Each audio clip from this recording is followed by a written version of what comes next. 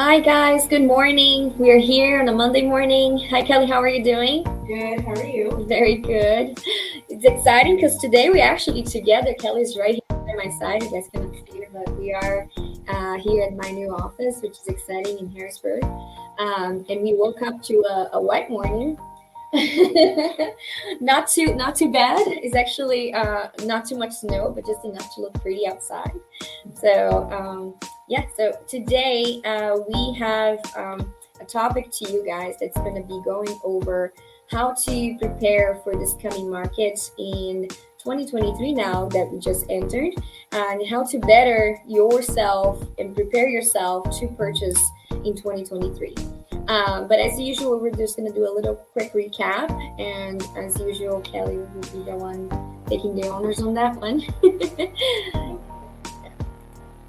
So last week.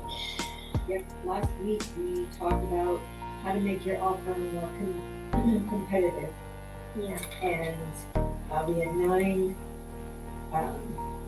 different things that we talked about: having the pre-qualification first, seller assist. That's the thing now. So that's with the buy down. The buy downs are helping to make the offer a little more competitive with a lower interest rate. Yeah. 20% down appraisal waiver, that's huge.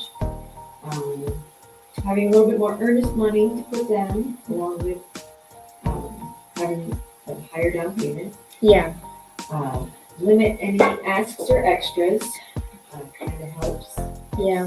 We mentioned about the inspections and getting that waived potentially, and we explained that a way to counter that would be to get a home warranty just to protect yourself as the buyer, but eliminating the contingency and inspections would make it more competitive.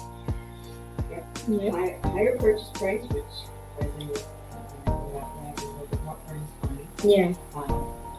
Waiving certain contingencies, what you just mentioned, which goes along with limiting any extras, kind of the same thing in essence. Yeah. And then having an escalation clause in the purchase agreement with offering a higher amount, but maybe not necessarily always have to go up to that amount. Yeah. But that escalation clause protects you. Yeah, it takes you there as needed.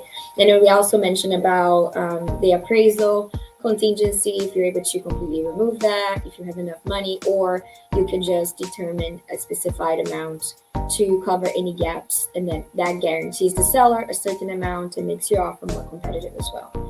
So that's basically what we did talk about this past episode. And then today's topic would be to prepare yourself for buying in 2023. So that's our topic of the day. But I love to go over the myth. And today's myth kind of ties in a little bit into the topic, which is a lot of people think that checking their credit score will hurt their score. That's not entirely true. If you check your score yourself, that does not hurt your credit. So if you go to those public sites like Credit Karma or Credit Sesame, you can actually keep an eye on your score without hurting your score. But if you also are talking to a loan officer and not necessarily ready to get started but would like to have an idea, they are also able to do what's called a soft pull. And Kelly, maybe you can kind of explain that a little bit more. Yep. So when doing your pre-approval, we can, if you're not ready to have the hard pull on your credit, we can do a soft pull, and the soft pull still pulls most of the information through, but it doesn't affect your score with the soft pull. So getting started for 2023, this soft pull ties in with what I'm going to talk about when it comes to managing your money, but taking a look at what you have going on now to make sure you don't have any hiccups when it actually comes time for you to clear out rent the house, purchase a house. But that soft pull will help me and go over the credit report with you, but it will not affect your score on the soft. If you do a soft side, soft pull on your credit. Correct. And that's really, really key, and it's going to really tie in into getting ready for the 2023 market, which is our topic of the day. So there's different things, right, Kelly, that person can be doing to really prepare themselves. And we always say that a recommendation, a lot of people think like, I don't want to talk to anybody because I'm not ready yet, when in fact they should be talking to an agent and to a loan officer probably 4 to 6 months in advance before they want to buy, because we can give you guys so many hints and tips on how to better prepare yourself for when the time is right, instead of when the time is ready for you, you might not be ready fully because we didn't know what to prepare, what to do ahead of time. So we're going to give you guys some tips on how to prepare, but we are definitely in agreement that ideally you want to get started on that 4 to 6 months in advance of actually purchasing a home. And then Kelly will really explain to you guys what in her perspective you should be doing to prepare. So I think we can talk about maybe the savings a little bit, right? And what to expect and how much of the person should be planning to save down. That would be number one. Maybe we can go over that a little bit. Yep, I would say to get started, it's right after the holidays, so not everybody has a whole lot of savings, so they may use it for Christmas presents. But Yeah. now that we're getting into the spring, the thing to do is sit down, go through your bills. If you're a renter, you want to go through your bills, see what you pay above and beyond your rent, because when you purchase a house, you're going to have to pay everything. Yeah. So you may not have to pay for garbage. You may not have to pay for street lights or Water just sometimes. Water. Even. Yeah. There's certain things when you're renting you're not always paying that the property management is paying.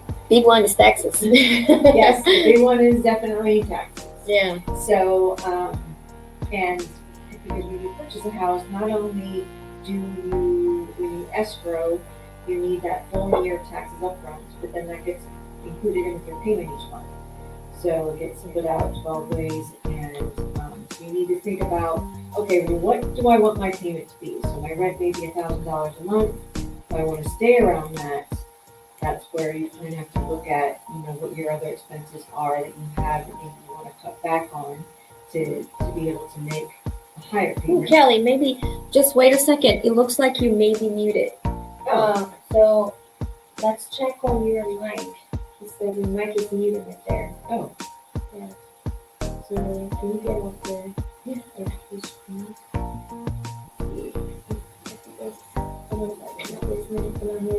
Oh.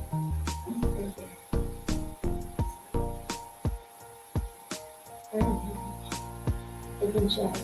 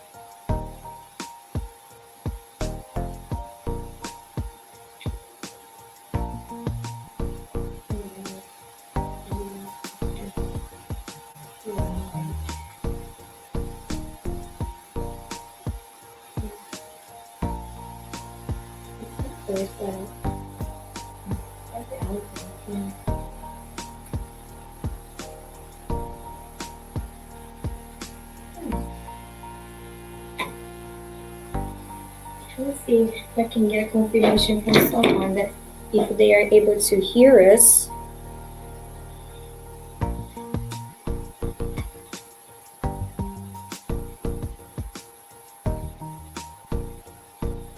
Just want to make sure you guys can hear Kelly. So technical problems. I just see that your mic is muted here. So. Oh, there you go. Oh, I clicked this down here. Oh, so now it's showing you're muted. Yeah, I don't know. Okay, I don't know why it was clicked.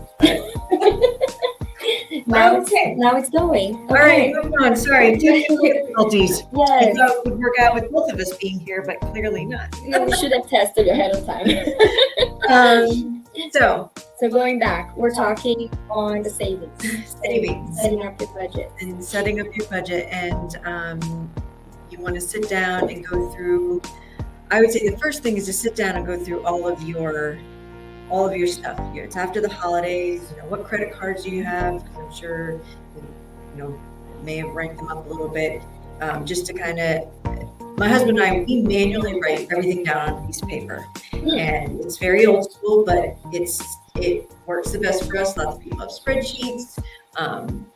We just writing it all down. When we sit down and do it together, makes us see what expenses we have.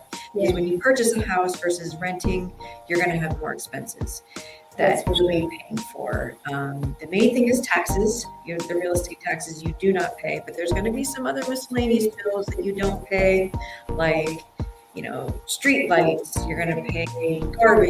You're going to pay water. Maybe some of the utilities you don't currently pay. Yep. There's going to be lots of different things. And you also have to take in consideration that now you have a home where the maintenance is your responsibility. So you never know what could potentially arise from having a home. So it's always good to have a little cushion saved up for additional expenses that may rise, from ownership.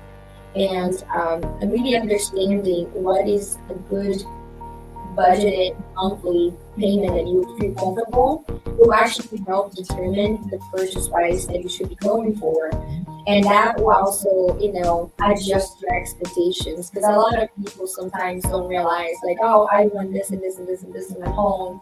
And then that home expectation kind of falls into X amount of purchase.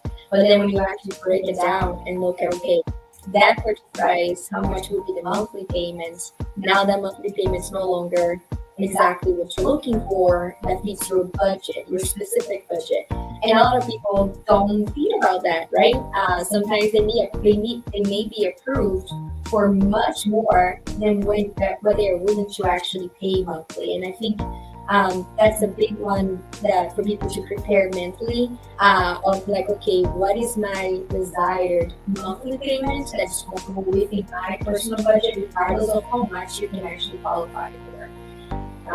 Right, Kelly? Yes. A lot of people don't take that into perspective, but defining your personal budget is very, very important. So it helps your agent, hopefully me, determine a good purchase price that will make sense financially for you and your family.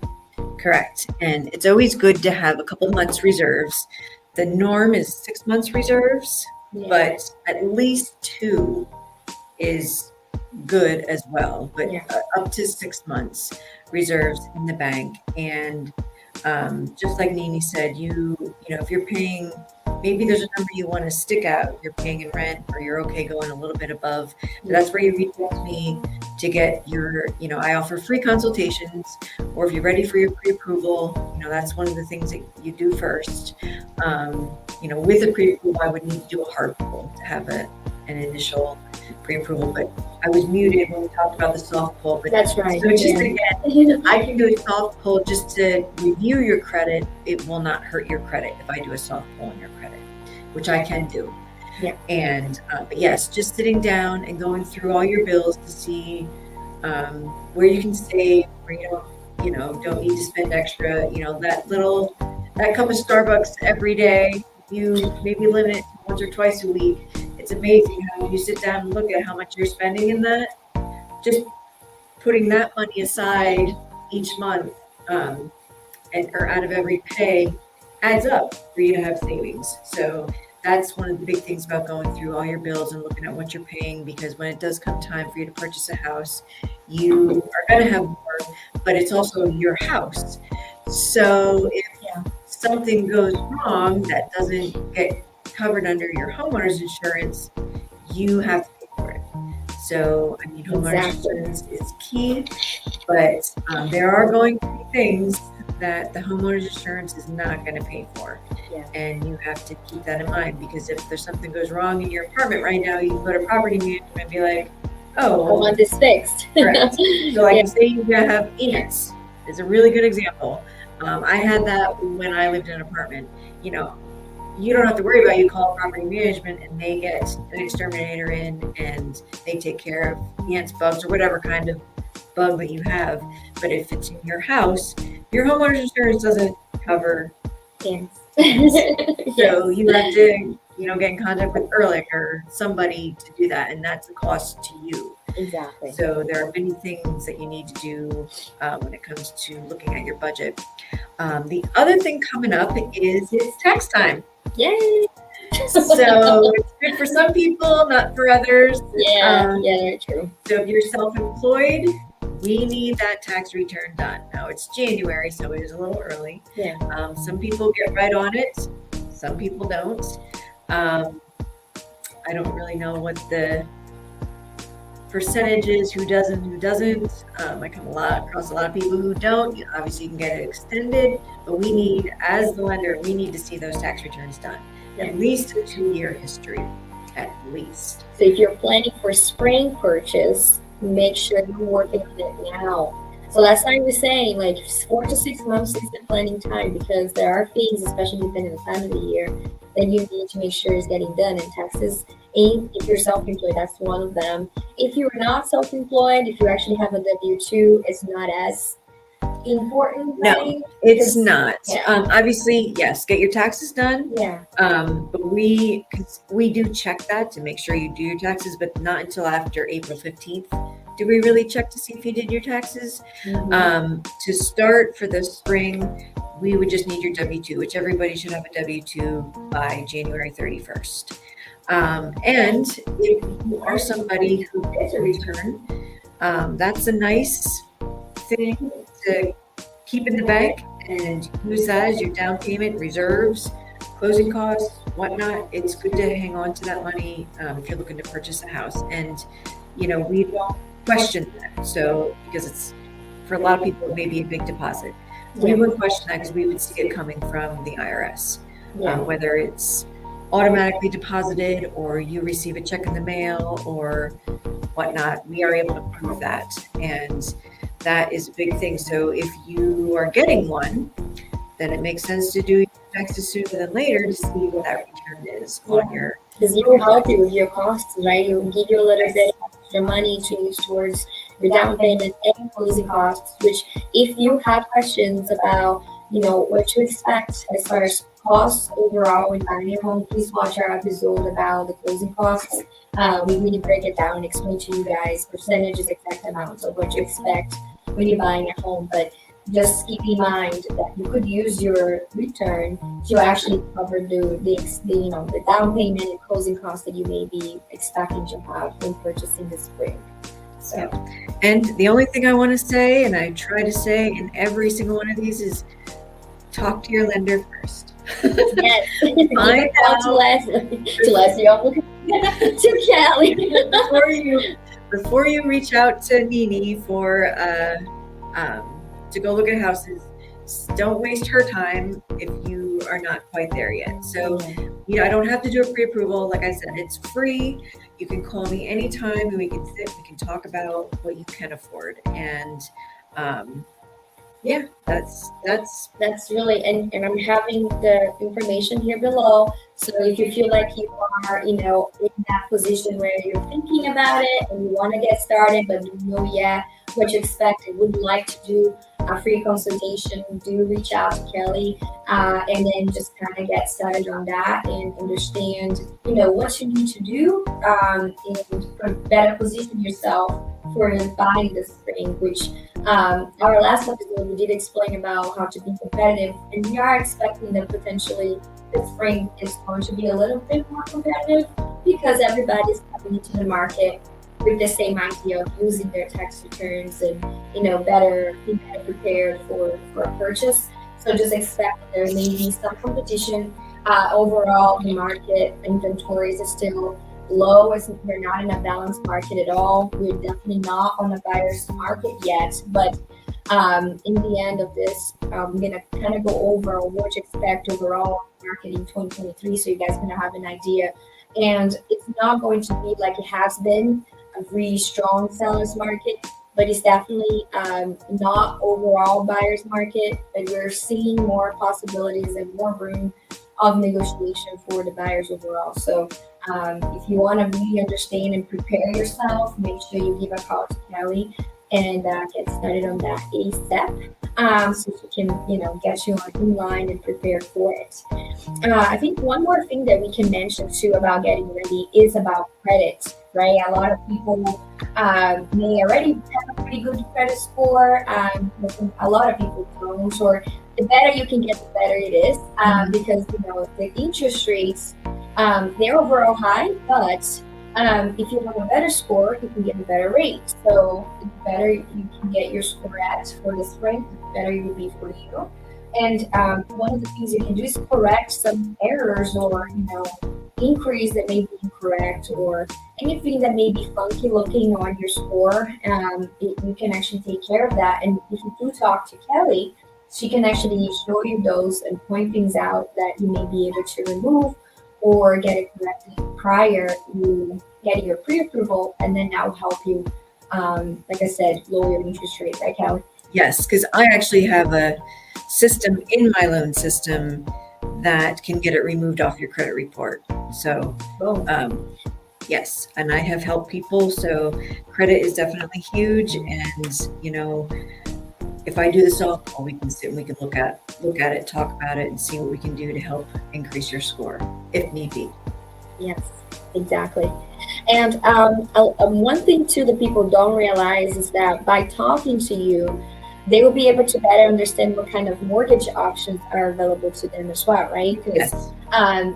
You don't just have, and we talked about this myth before, you don't have to be a conventional loan with 20% down. There's other options out there in, the FHA is 3.5%. You may actually qualify for a conventional 3%, depending where you are at. And then when you talk to Kelly, she can kind of go over all the options that you may qualify for and explain to you how to better prepare for that specific type of mortgage. Yeah. So that's something to keep in mind. And also, interest rate is not the only thing you should be focusing on. If for some reason you decide that you want to shop around and look at more than just one lender, one thing you should be looking at also is the APR. That is really what determines the cost of the loan that you're going to be paying with that lender. And Kelly maybe can explain a little bit better on how to look at that and what to expect when talking to a loan officer. Yes, when you get a fee estimate, I give a fee estimate out to all of my pre-approvals, but I would get one, and you'll have your interest rate, which is what you pay monthly, but then you also have your APR, which is your annual percentage rate, and that is what you pay in total over the life of the loan, including all of the lender's costs. So if that lender is charging you more, if the APR, say you have an interest rate of 6.5, but your APR is like 6.925 for my fee estimate, and you're looking at somebody else and their APR is like 7.5. Well, they are putting more fees in there because the APR is what you pay in total, the total amount of fees that you pay when you purchase a house. So that's something to look at, and I can always, you can share the fee estimate with me and I can show you what the difference is. Yes, APR is definitely a big thing to look at, because if your APR with a lender is much higher than another lender, then you need to question that. I would definitely question it, because that means they're charging you more than what somebody else may be charging you.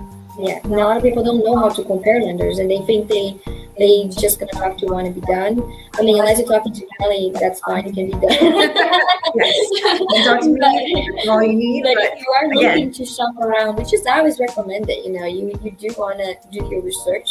I would say looking at the APR is really where you see the cost overall of that loan, but there's other fees too, like origination fees. You have to really ask for that fee estimate, because that lender, when you're looking at interest rates, sometimes the lender may be giving you a lower interest rate, but on the back end, they also charging you points. That other lender that has a pretty close interest rate is not charging you. So there's a lot of things that go into it, and if you don't know what to look for, it can really you can put yourself in a position that is not necessarily ideal financially. So know what you look for: origination points, interest rate points that may be charging you to lower it, your APR overall, and again, talking to a loan officer ahead of time and understanding those things, and also having a realtor that kind of explain to you and guide you through the process is really key to get you ready for that. So now, just to kind of get you a little bit of a perspective of what to expect, do you want to add anything else before I move on? Bill? Nope, You good? I'm good. Okay. So just to give you a perspective of what to expect in 2023, we have seen definitely a huge increase in prices, and a lot of people are debating, like, should I even be buying a home in 2023 with the prices being so high? Am I buying a house on the high end and it's going to burst? Is that a bubble? We're not in a bubble. The prices of the houses are naturally still climbing, but they're definitely not rising as quickly as they have been in the past 2 years. Just to give you some perspective, we're actually expecting the home prices to be relatively flat increase this year at 0.2% in comparison to 2022. And then from 2021 to 2022, we actually saw a 9.6% increase. So just to show you the difference, this year is going to be 0.3, so pretty much nothing. And the previous year, before that, which was the year of COVID, 2020 to 2021, we saw an 18.2 increase. So that's why, what we saw this past 2 years was kind of crazy. Oh my gosh, the prices just went up so dramatically, but this year is finally flattening out. It's not declining. So for homeowners, this is still pretty good news. If you already own a home and you're looking to sell, it's still a pretty good time to sell, but you're just not seeing a decline, you're seeing an increase, but it's just not as crazy as it has been. For current homeowners, you can actually expect about 1.3% increase on your home this coming year. So don't worry, if you're looking to sell, you're still selling on a rise, you're not selling on a fall. So just keep that in mind. And then just talk about some advantages of being a buyer in 2023.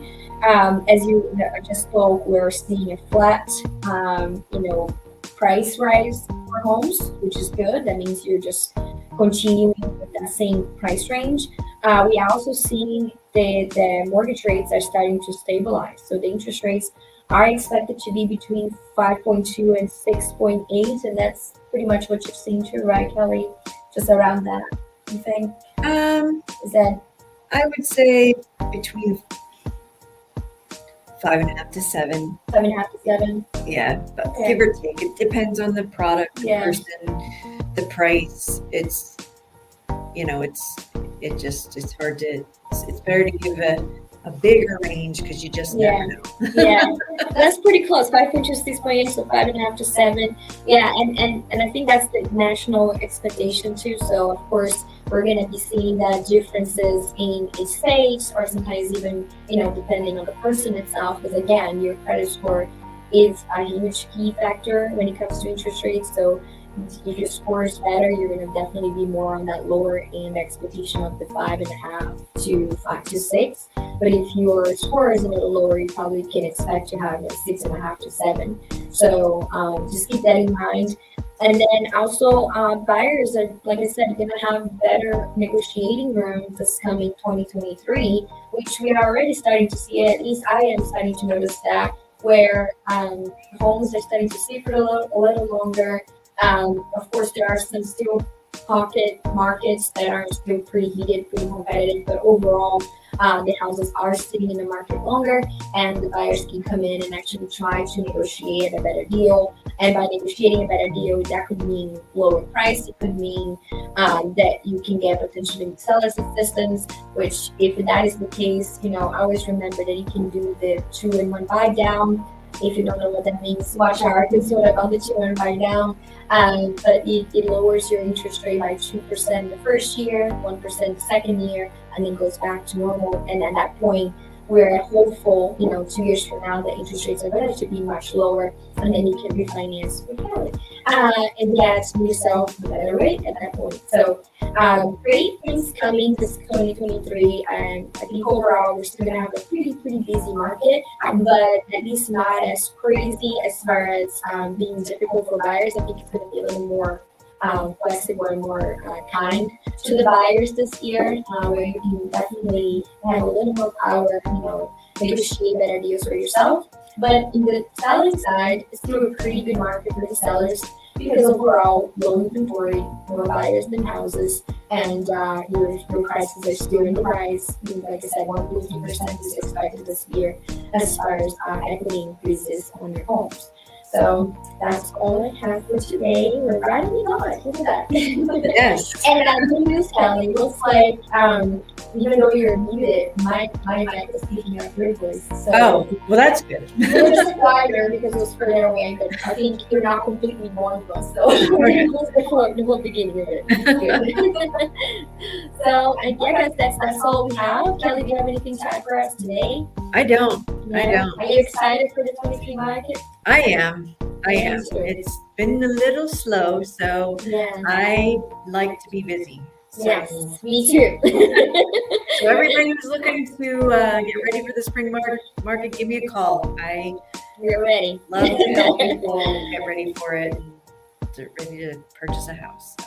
Yes. Yeah, holidays are always a lower time of the year. And then, we see that slow increase as we move into tax season. So if you still want to get a better yet deal, call us right now and get started now, because if you're expecting to wait until springtime, it's definitely going to be a little more competitive. So if you want to beat that and get started sooner, just give us a call and we'll help you get started and get set up ready right away. Otherwise, prepare yourself for spring or summertime and we'll be your food. That's right. Have a good one, guys. All right. Bye. Bye.